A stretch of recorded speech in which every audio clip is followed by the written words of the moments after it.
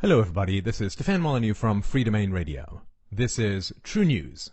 Current Events Clarified, Statism is Dead, Part 4. Free-Range Empires, and the End of Farming.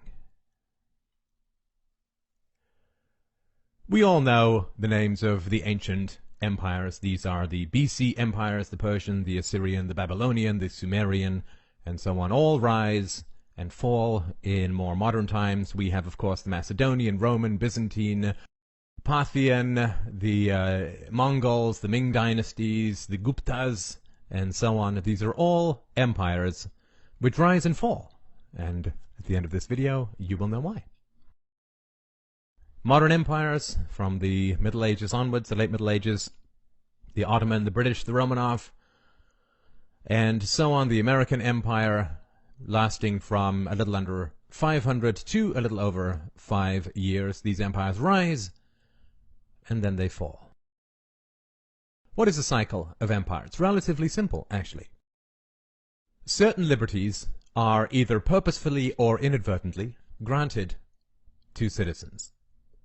As a result, technological and economic efficiencies increase the general wealth of society. This increased wealth results in increased taxation, not just proportionately but progressively. Increased taxation swells the size and power of the state, resulting in increased tyranny, both domestically and overseas. Increased tyranny destroys the economic progress which was its original foundation.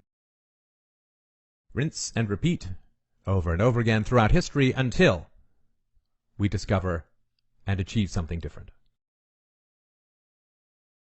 For example, the Roman Empire, a highly successful tax livestock farming methodology, lasted for hundreds of years, spread throughout large sections of the known world.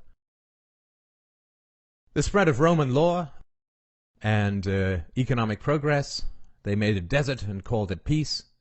These are quotes from Wiki. The Roman Empire had the most advanced set of technology of their time. The apparent period in which technological progress was fastest and greatest was during the 2nd century and 1st century BC, which was the period in which Roman political and economic power greatly increased. Emphasis added. Freedom equals productivity equals tyranny. Rome increased taxes and enslaved the population through conscription, the young men in particular, of course.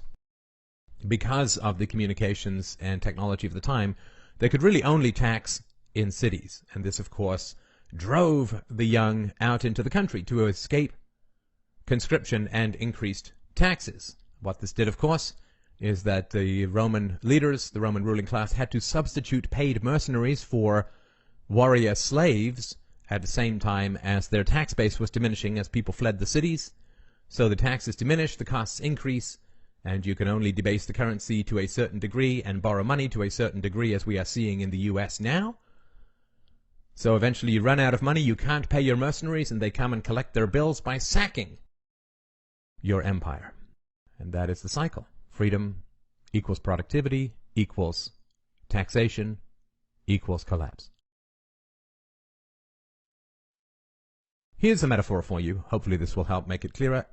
A chicken farmer. I apologize for not knowing much about chicken farming, but if you'll forgive me for the numbers, let's go through them. A chicken farmer, let's say, has 1,000 chickens producing 5 eggs a week, so he gets 5,000 eggs per week. He discovers one day, if he gives them more room, his chickens will produce 3 times as many eggs. So he gets 15,000 eggs per week with the same number of chickens. Does he say, oh great, now I can set 2/3 of my chickens free because I only need 5,000 eggs per week? Well, of course not. He simply increases his spending, and he can also use the increased productivity of his chickens as collateral for borrowing money.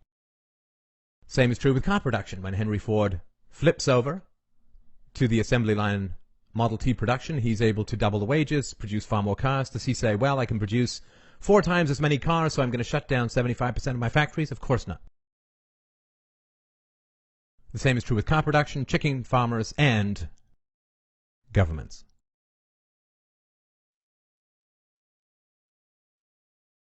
The greater the productivity of the livestock, the greater the productivity of the citizens, the greater your productivity, the greater the loans that can be taken out. Livestock productivity is collateral for debt. This is why the richer the country is, the more likely it is to be in debt. Productivity equals enslavement.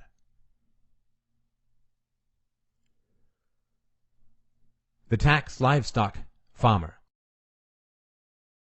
The parasitical classes, states through the use of violence against adults, and religions through the use of fearful propaganda to children.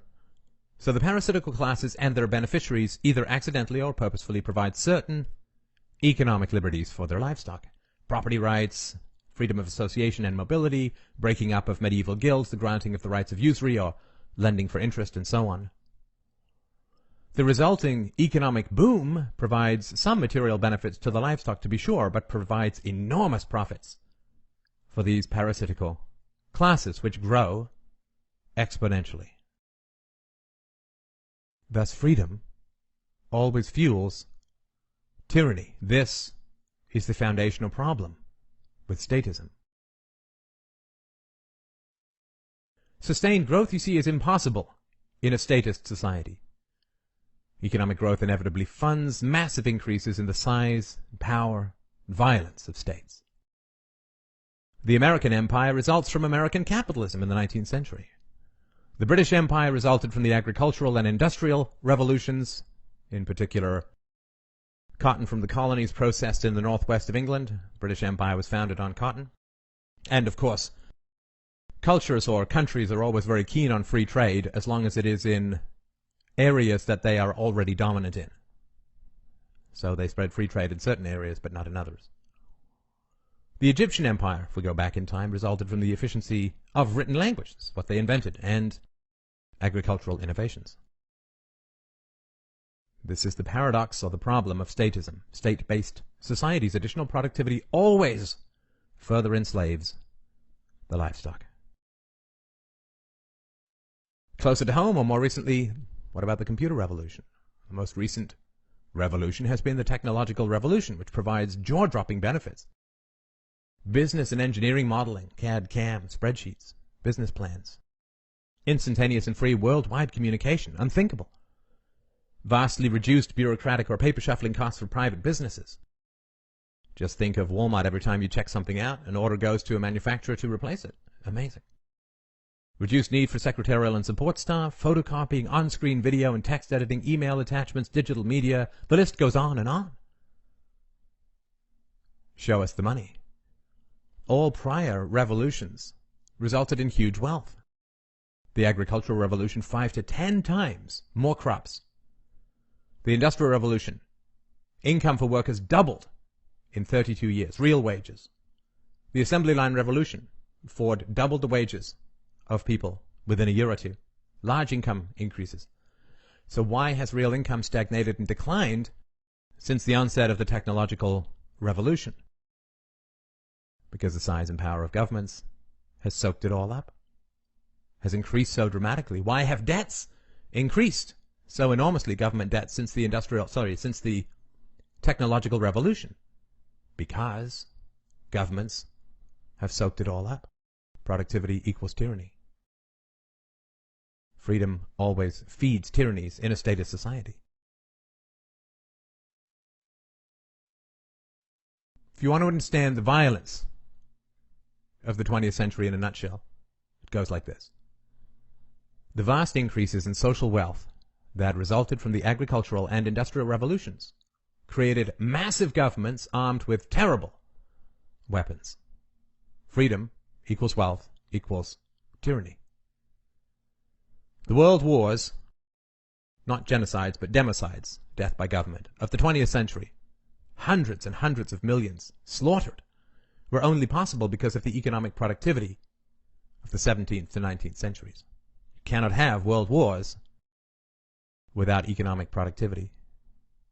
Freedom leads to tyranny. Citizens fund their own slaughterhouses.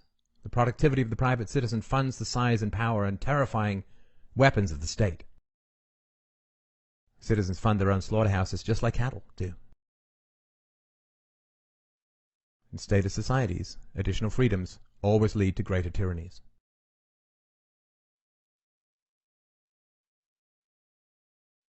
There's a new kind of empire which really arose at the end of the 19th century, the free-range empire. In my last video, leading on the Matrix could have well been called the Statrix, I argued that free-range taxed livestock is far more productive than slaves or serfs directly owned livestock.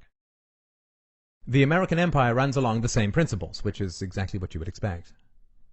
It is a free-range empire which avoids direct ownership in the British and French models, but rather exacts tribute and obedience through the omnipresent threat of violence and financial manipulations.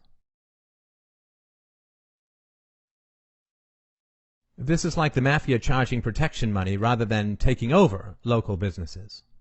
It's a free-range empire. Cheaper to run, more productive.